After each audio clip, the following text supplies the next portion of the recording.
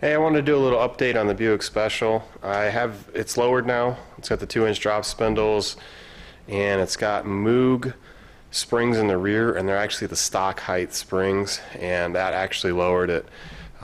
So I guess originally the springs that were in it that came out of it must have been something else to kind of spring it up higher.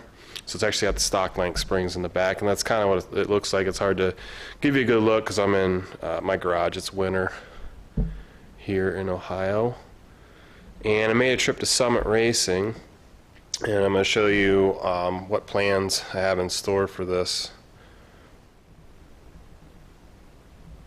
Well, this is the biggest plan. I'm going to install the Terminator EFI, the throttle body fuel injection. I'm also doing a whole new fuel system. So here in a second I'll do a quick unboxing of this, but let me show you everything I got. So since I'm doing the EFI, I decided I might as well go ahead and do the whole fuel system as recommended by a lot of reviews and tutorials that I read about and watched. That's the Tanks Inc. fuel tank it's supposed to be for my Buick 67 to 69, something like that. And it comes with a new sending unit and a pump. And then the pump will be obviously submerged in the tank. And I got a license plate bracket there. Let me show you some of this other stuff.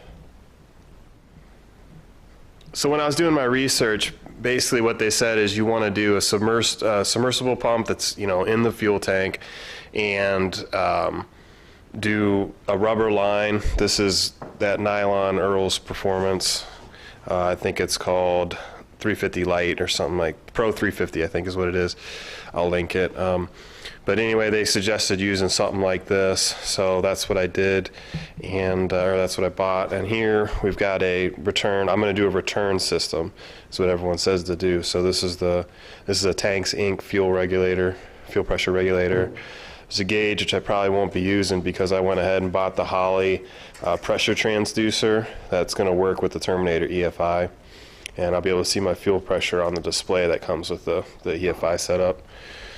So my car is actually about 10 feet long, and they only offer this in 10, 20, and 33, or you could buy it by the foot, so this is 33 feet, which should leave me some extra.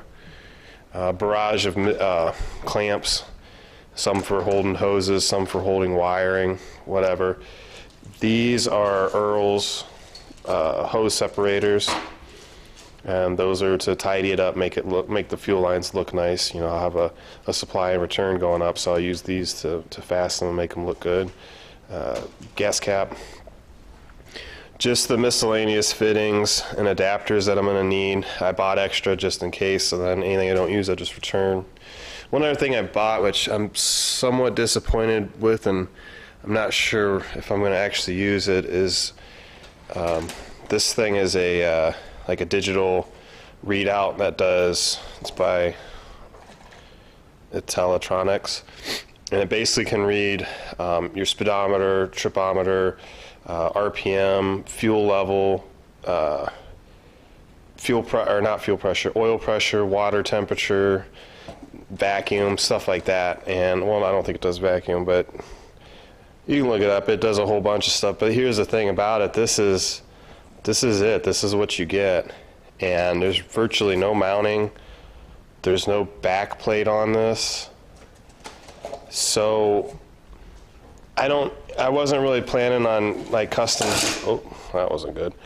I really wasn't planning on fabbing up a box, and I don't want to mount this in the dash because I want to keep the look of the car original. That's the whole reason I bought this, is because I want to rip out all of these gauges. I want to get rid of all that stuff and go for a cleaner look, and move the radio over here to where the gauges are. And I bought from eBay. I got a new radio coming. This is a good radio, but it's CD only. So I need something with Bluetooth and aux ports and stuff like that. So I got a new Alpine radio coming. But what I did is, I'll show it to you when I install it. eBay sells, or any place sells, these little boxes. A friend told me about them, and you mount them under the dash. Then this goes in it. You can clean up all your wire, and it'll look a lot cleaner. And then the idea was to get rid of all these gauges, just have the radio and that new display. But I don't want to tap into that, all that stuff. I want to leave that original looking. So I'm probably going to return this, but if I think of some way that I'm going to do this so that it'll look cool and look nice, you know, I'll do a video on it and let you guys know.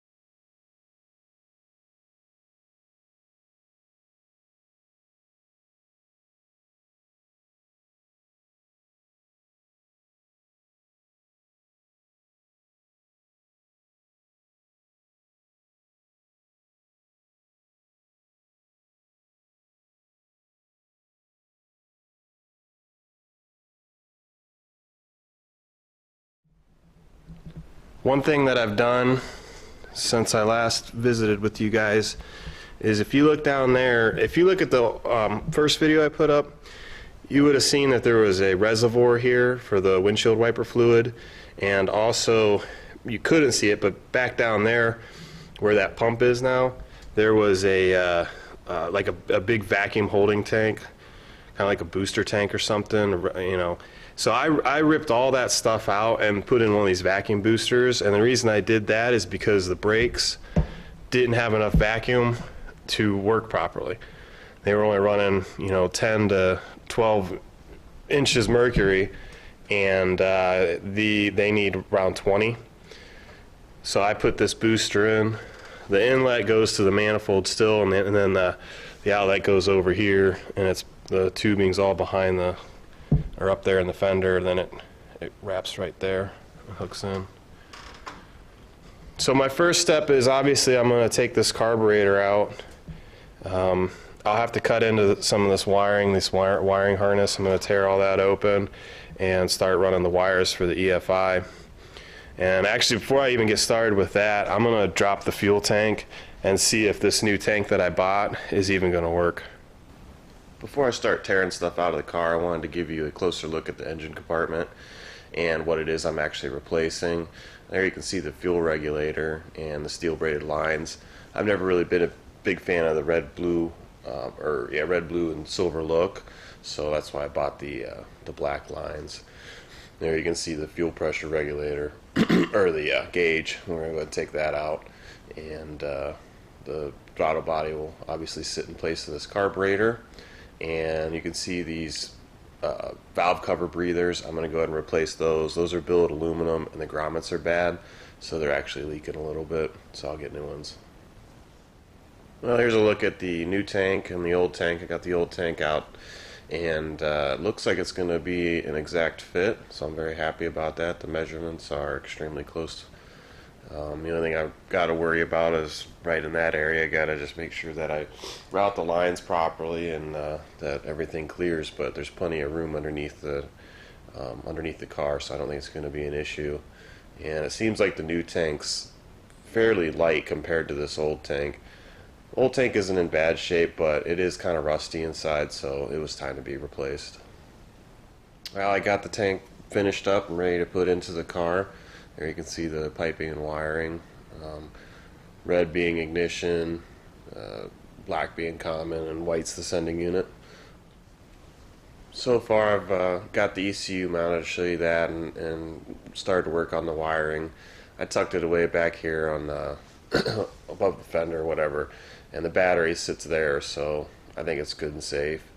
I also changed the wiring for the subwoofer. That used to be behind the fender there, and I just didn't really like the way that looked. I don't mind it being here. I just routed it neatly with some clamps as best as I could. And sorting through the wiring, of course. The way the fuel system works is the supply line is actually going to come up there underneath the pressure regulator, and the supply line is going to go up to the throttle body, and there's where the pressure transducer goes, and that'll be for monitoring the pressure, obviously. The supply line is going to come up and come over to the throttle body up here at the front, and then it'll return through the back through that port and then go out and back to the fuel tank.